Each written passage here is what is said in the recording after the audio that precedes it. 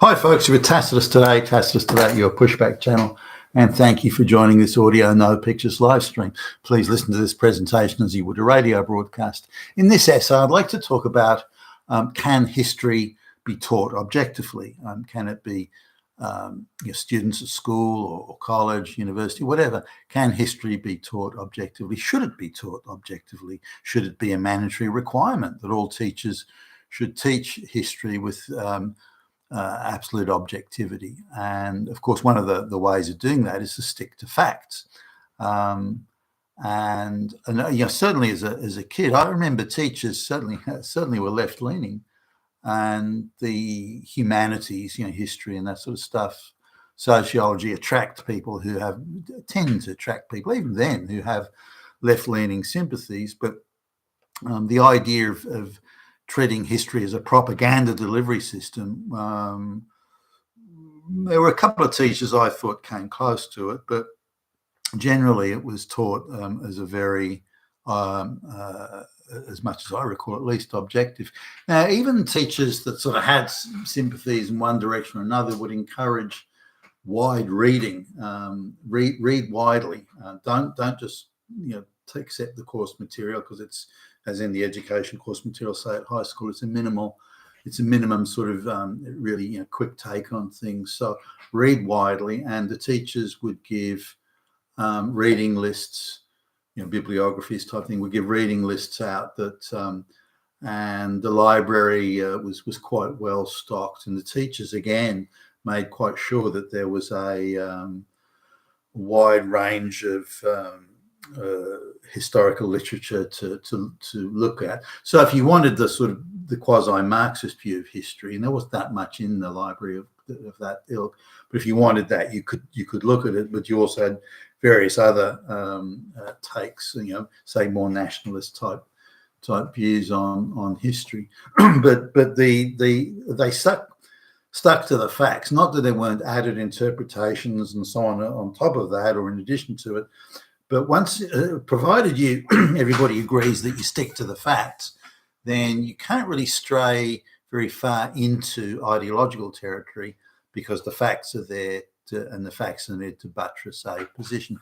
But let's use an example of historical fact and then ideological views of history. Even if the facts are underwriting, it is possible to infuse it with some element, at least, of ideology. So and I'll use a name that everyone's heard of, and so on, Napoleon Bonaparte. So everyone's heard of Napoleon Bonaparte. So in revolutionary France, there's a mob that's heading towards the parliament, the Congress, if you like, and the mob's getting pretty unruly. And Napoleon is an artillery officer in the French army at the time, and he's given the job of making sure the mob don't go into the parliament and kill people or kill the politicians or beat them up or otherwise intimidate them. So now Napoleon unsuccessfully tries to get the mob to disperse and go away. They won't. So he orders the artillery battery to fire on the mob. Now they've used grape shot in the cannon. So instead of cannonballs, it's grape shot. And grape shot is bits of jagged metal, nails, and sharp objects, and that fires out, and it sprays out quite a wide arc from the cannon, and it dispersed the mob pretty quickly and killed some of them and injured many others.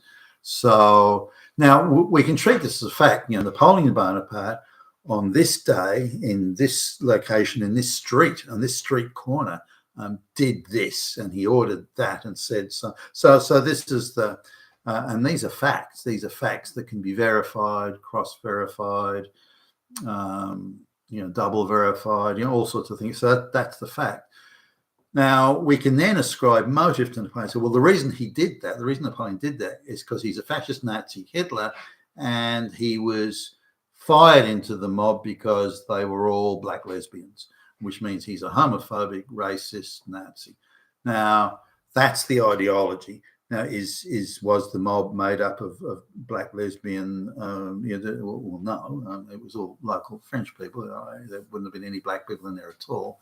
Or it would have been all white. That have been mostly, not all, but mostly male. So to say that would be untrue, but you could ascribe their motive to Napoleon. Once you create that untrue layer that the crowd were all black lesbians, therefore Napoleon was a homophobic Nazi, then you can start to build on a narrative that falsifies history. Now, this is what the modern day history is. They assert falsehoods, or tiny. There was one lesbian in a crowd of 1,000, therefore it's a homophobic.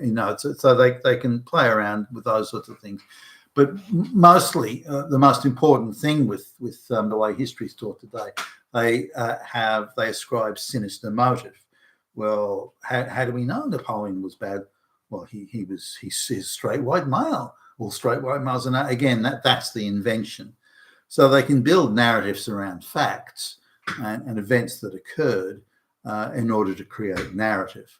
So once you deviate from facts and into narrative, then you have a much more difficult time. For example, a claim that, that crowd that Napoleon shot at, they were all black lesbians. So it then takes quite a lot of work to disprove that. So the assertion can be made quite willy-nilly and blithely, but the work involved or required to disprove it can be quite extensive, and requires a lot more work, a lot more thought, a lot more intellectual heavy lifting to go, hold on a minute, how many black people would have been in France at the time? This doesn't seem right. The mob was 85% male, so how come you're saying that it's black lesbians when there were hardly any, if any, black people in France at all, and that these mobs were nearly all men? How can you then make that? And then you can start to go, but then that's a lot of work. So most people won't accept that. Or they'll want to do that amount of work, or can't be bothered. So they'll accept, to some extent, what's told them. Now, if the only sources in the libraries, or online for that matter, I mean, libraries are probably not used as much today, but given you can go online, that certainly at the time that I was in high school and college, you couldn't. There was no internet to log on to. So you had to, if you wanted information, you had to do the heavy lifting and go to the library.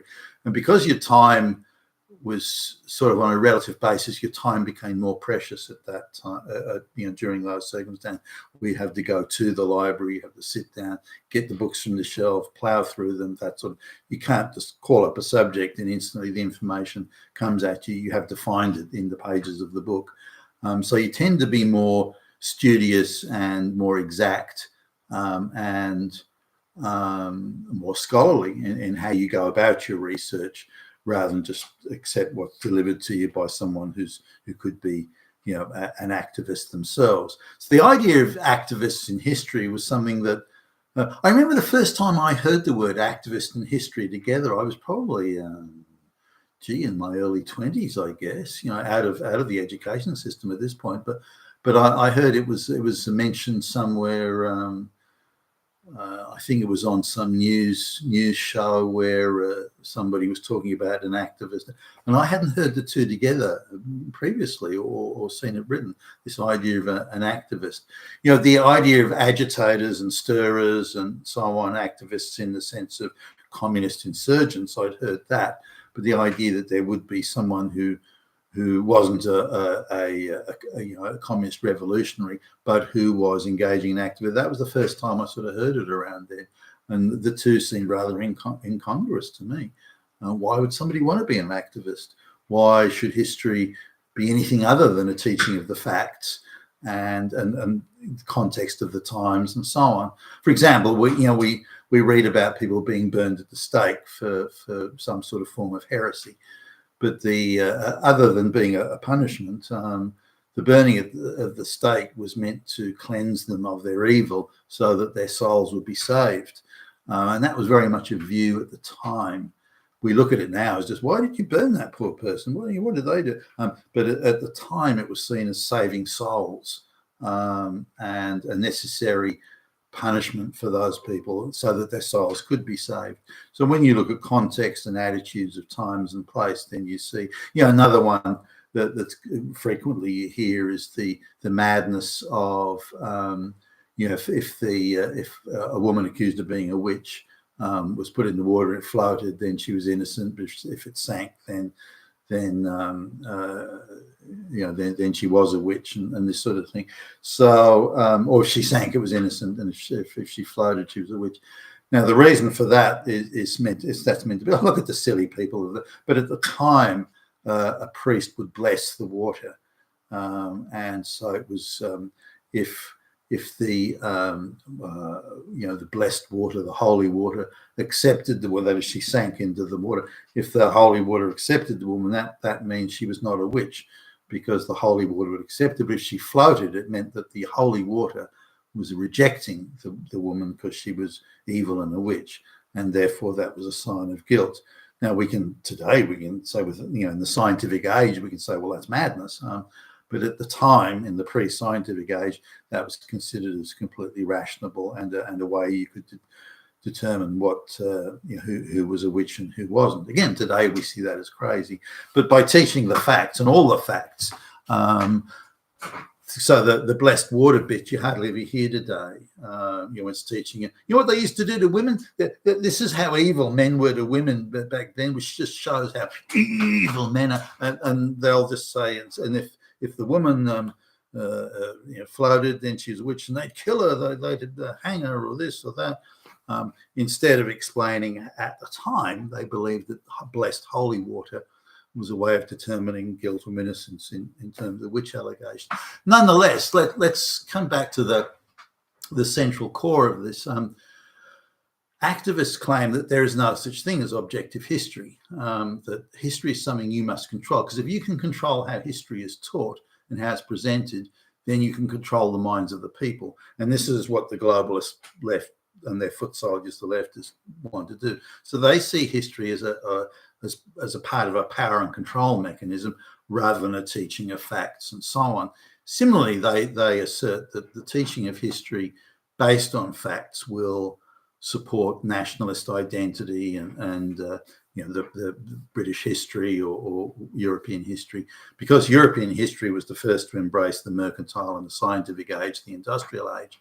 Then there's a lot of very impressive credentials that are there to talk about. So given the need to undermine Western society, which is certainly a focus of the globalists, then they need to be able to teach history. They need to control the teaching of history and undermine it. So they're all fascist, Nazi, slavers and oppressors and this, that, and the next thing. So that they need to control the history and how it's taught in order to present that narrative. If history is taught on a factual basis, or a largely factual basis, or an objective basis, then white people come up looking pretty good. So, and that's something that the globalists and again their leftist foot soldiers can't abide. So that they must teach it. So they assert that history is controlled by us or them. That there's no middle ground here.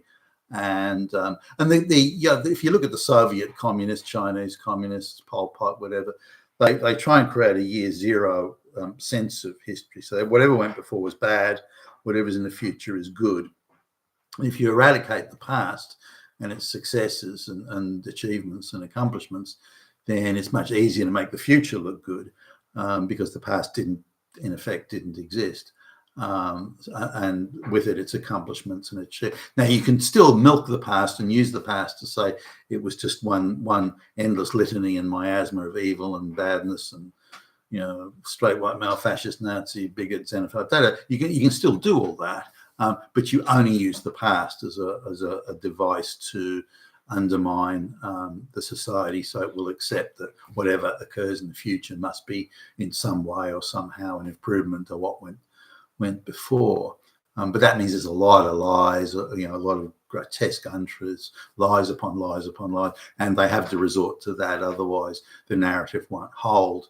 Now, in terms of can history be taught objectively? Well, I mean, they seemed to manage it when I was at high school. That didn't mean that they didn't teach the accomplishments of white society, and it didn't mean that they denigrated other cultures or societies. I don't remember any other society or culture being denigrated. By default, because of the scientific age and so on, Western society appeared to be superior to other cultures only because of these scientific and technological and institutional achievements, such as independent courts of law and so on. So I remember as a kid, I think I was probably 2 or 3 years old or something when the last person was hanged, and hanging was, I think it was around that time, it was seen as rather barbaric, but in every respect that I could come up at school was that people, the Western societies were, again, technically, organisationally, and from a humanitarian basis, more advanced than other societies. But were other societies denigrated or cast, specifically cast in a negative light? I don't remember that ever being the case. I don't remember that. Even Western societies came in for criticism, such as say the Spanish Inquisition and the heresy period. Things like burning at the stake and so on. These were covered, and so it wasn't like that there was a positive, unblemished thing that was being taught. I remember slavery. Slavery was mentioned, and also the British role in stopping slavery, and also that slavery was widely practiced across all other cultures, even going back to the ancient Mesopotamian, Assyrian, Persian, and all that sort of stuff. That slavery was alive and well thousands of years ago. Egypt, thousands of years ago. So the idea of slavery was something that happened throughout all history and all time. That was taught. So I remember thinking that the transatlantic slave trade wasn't in itself unusual, given all the other slaveries, the Arab slavers and so on. And so I remember, those type of things. I know, the time I was first taught about this was, I don't know, doing history in early high school, I suppose, or I think in first year high school they called it social history studies or something like that. So this sort of stuff was being taught. So it was quite objective. Now, was the history of Central Africa, was that a headline subject to be taught? Well, no. I lived in a white society, so most of the history was about white society and associated white society. Why wouldn't it be? Of course it would be. The same as in Africa, they or in Japan they teach Japanese history, or Chinese history. Of course they would. Well, why would that be considered even slightly unusual? It's how things are and were, and so can history be taught objectively? Should it be taught? I believe history, it is mandatory that history should be taught with absolute objectivity. As soon as you bring ideology and doctrinaire positions into history, then in teaching of history, then you're perverting it and subverting it. I remember there was one teacher at high school that came briefly, and she her view of Russia, for example, she had a very, this is the Soviet Union back in the day. Her view was very sympathetic, and she said, the Soviet Union is being oppressed by Western powers and all this sort of thing. And I was quite surprised to hear that. She was a temporary teacher, and her name was, I don't know, whatever it was, Smith or something.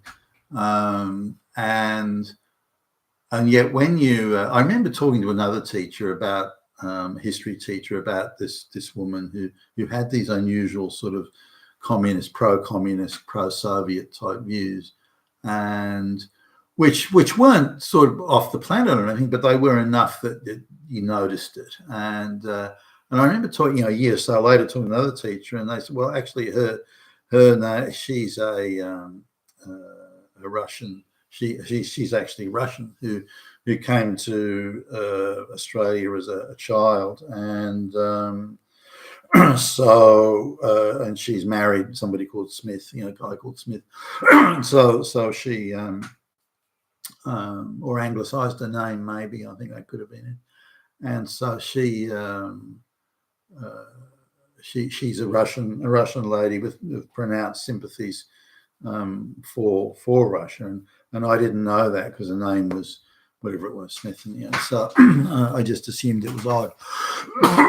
but she was different. She taught history along the lines of the Western powers, United States, Britain were the bad guys, or inferred it, and that the Soviet Union and China were the good guys. And again, that was a rarity. Whereas today, you might see many teachers having that view. So we're looking at a situation where the education departments and the education head offices, the teachers' curriculum or curricula, all that sort of stuff is politically supported by an anti-Western, anti-white, anti-family, all this sort of thing bias. And a very narrow view of history is being taught. Not only that, it's being loaded up with all sorts of lies and an endless array of grotesque untruths, which are ideological, where they ascribe motive to white people as being sinister. And where, for example, in teaching history, they pretend that the only slavery ever in all time was white people enslaving black people. The attitude, or the way it's taught, is that white people went roaming around Africa, rando grabbing black people and sending them off as slaves to the Americas or wherever else, so the Caribbean and so on. So and this is not true. So outright lies are being taught. Outright lies, not like there's a debate, and outright lies, heavily cherry-picked type history, and of course this ideological insanity. Black people invented the modern world or something, or these sort of things. So this is being taught widely, and so there's no attempt at objectivity. This idea that objectivity has no place, because if you stick to facts, then facts will benefit white people, and we can't allow white people to benefit. Therefore, we cannot teach facts, or we cannot talk about facts, because white people will benefit. We cannot allow white people to benefit. So there's a very ideological underpinning. White people must not be allowed to benefit. White societies must be subverted. White societies must be undermined. White societies must be humiliated. And therefore, any devices that, or any method of teaching history, perverting history, subverting history, telling lies, it's all deceits. It's all acceptable, because the beginning point is white societies must not be allowed to benefit. And history, modern history was invented by white people, and the white people invented the modern world, and so it's hard to avoid appreciating that and recognizing it and talking about it. So the only way to prevent that being recognized and talked about is to subvert the entire teaching of history, which of course is being done. But this attitude has crept into, it's galloped into all areas, whether it's museums and cultural institutions, or even law courts. And you look at law courts increasingly and say, well, facts don't really matter. The evidence doesn't really matter, because ideologically all white men are Nazi, fascist, Hitlers. That's all we need to know. And so we'll just pervert the evidence, we'll pervert the facts, we'll deny the facts, deny the evidence, in order to create an outcome. We see this in all sorts of areas of law now. For example, the amount of ideological cases that get brought to courts. And, I know judges and senior lawyers and so on, and they, unless they themselves are activists, and some of them are quite sympathetic to the activist causes, but they, if a white person is going to be deported from who came as a 5-year-old child or something to Australia as an immigrant, they'll be deported without really any appeal process. No one cares. They won't get free legal aid or anything like that. But if an illiterate black peasant from Pakistan who's murdered 3 people is about to be deported, then a veritable army of lawyers will descend, all for free, will descend on it to say that this guy's human rights are going to be somehow compromised if he's sent back to Pakistan. And they'll find a judge that will agree, yep, you don't have to go back. Murder a few more people, not a problem. And so the very one-sided nature of law, and so even cases of alleged rape or sexual impropriety are being brought into court with nothing more than a he said, she said, sometimes from decades ago, where you can't possibly have any physical evidence, but they've reversed the burden of proof. So in effect, the man has to prove he didn't do it decades after the event. And the agitation for the courts should be turned into just ideological processing centres. We know that all straight white men are Nazis. Why do we even bother with having a court case? Just throw the motherfuckers in prison. White people have to be taught that they're not in charge anymore.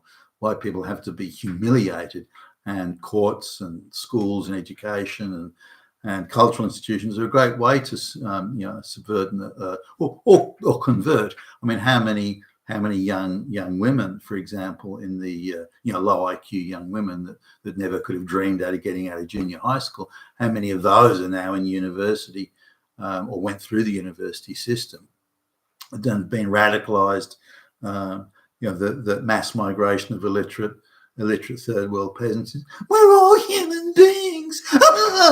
That sort of attitude, and that's widespread. It's not like it's just a niche consideration these days. You've been with Tacitus today, your Pushback channel, and thank you for listening.